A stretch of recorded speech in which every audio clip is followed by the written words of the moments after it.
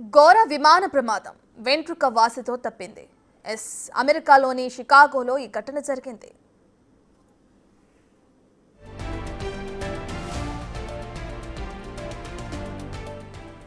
Big TV screen పై మీరు చూస్తున్నారు. Midway international airport లో ఓ విమానం రన్వే పై దిగేందుకు వస్తుంది. అంతా సవ్యంగా జరుగుతున్న పైలట్ కు ప్రమాదం కళ్ల ముందు కనిపించింది. రన్వేకు అడ్డంగా ఓ జెట్ కనిపించింది. అంతే క్షణాల వ్యవధిలో ఆ పైలట్ తన విమానాన్ని మళ్లీ గాల్లోకి లేపాడు.